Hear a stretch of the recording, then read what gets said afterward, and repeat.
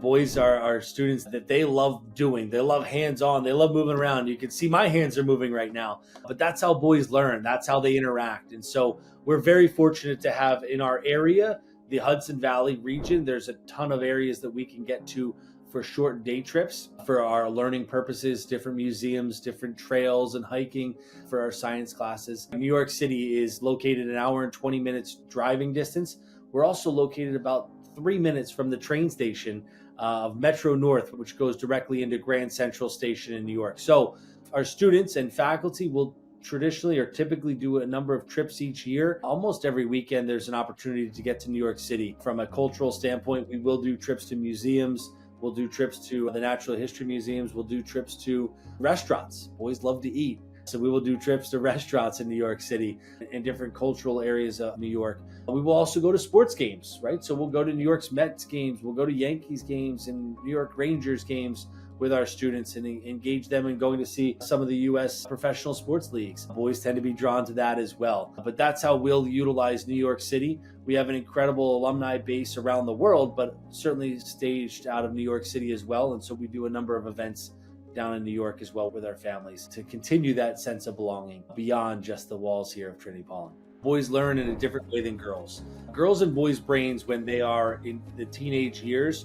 are vastly different. Girls' brains, generally speaking, develop at a much faster rate, and their brains are typically fully developed by the age of 17 to 18 years old. Boys' brains are fully developed, generally speaking, between the ages of 22 to 30. That is a huge gap. And what does a fully developed brain have the ability to do? It has the ability to compartmentalize. It has the ability to stay on task. It has the ability to stay focused. It has the ability to multitask. And so that's something that is really important for a high school student to be able to do. Well, because we're able to teach boys how they learn best, right? Boys learn by an active engagement. And they learn by doing, they learn by being a part of a group, right? So we're going to work together here in an environment, a small classroom, but we're going to then split up and say, okay, you three over here, we're going to have you compete against this three over here in this group project. And that's what boys are drawn to, is kind of that collaborative, but also a little bit of competitive work. And so all of our classes are designed to engage boys in that factor. Beyond that, we get outside the classroom, right? We are going to be building things on campus. We're going to be working on campus. One of our most unique classes that we had this year was a Spanish class. Instead of sitting in the classroom, they were able to build a set for our play, but they had to do it while exclusively speaking Spanish. Now, talking to those boys after they finished that term, they said, I learned more Spanish this term than I ever have my entire life, but they also contributed to the play. And so that's how boys learn. And they learn by that project-based learning, which is not a project, but it's an idea or a curriculum, a pedagogy of how boys learn. We have some signature programs that are designed specifically for our boys, our Institutes for Active Learning, right? So we have an entrepreneurship, citizenship, leadership, and environmental stewardship. Every Saturday, our boys are going to be exposed to one of those 4 areas that will continue to rotate throughout the year. Second specific distinctive program that we have is our winter session. And that takes place between the end of Thanksgiving and the beginning of our winter break, typically a 14 to 17 day period. Our winter session is comprised of 3 different parts. You have a winter project for students in our 7th through 10th grade. There's around 15 different projects. Our students will get to select one. Magically, boys that have the autonomy or they get to select those particular projects, they have more engagement. They are more excited about that. Because when boys choose to do something, they tend to like it more. Our juniors for that winter session will do what is called our Global Collaborative Challenge. They'll be assigned into a group of 5 or 6 boys. They will work together on a world problem that is seemingly impossible to solve, and that will culminate in a 12-minute presentation. It is a hard stop at 12 minutes. And that is the challenge, to be concise and be consistent with your messaging. And then lastly, as a senior, you would do a senior independent project. And there is a wide range of what our boys will do, from shadowing doctors to shadowing lawyers to doing a charity hockey game or charity spike ball tournament, raising money for awareness. We've also had students that have written their own plays and produced their own plays. We've had students that have developed their own art portfolios.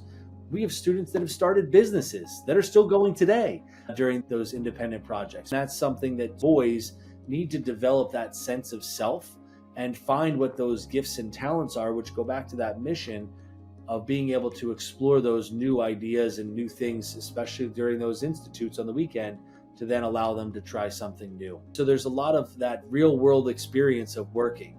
I will say that those two particular distinctive programs have really boosted our matriculation in college. Sure, this is the one program that our school has that I think sets everything apart, is the effort challenge. And every alum that I meet, the first question they ask is, are you still doing the effort challenge? The answer is obviously yes.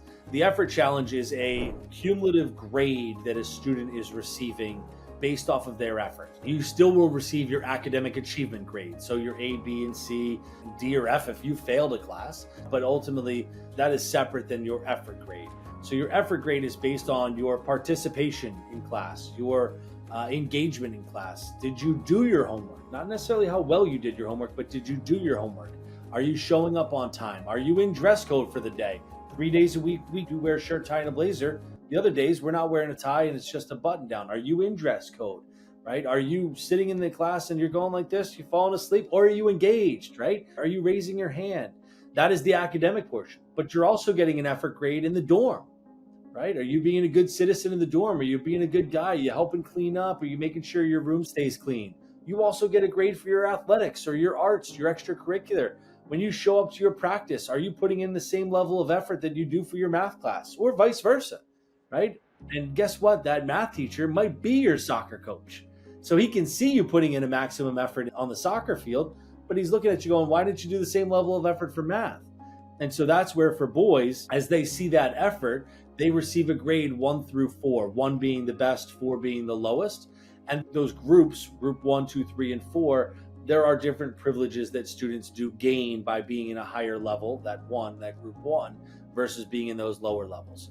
But what works for boys is that they need to see that their effort is rewarded.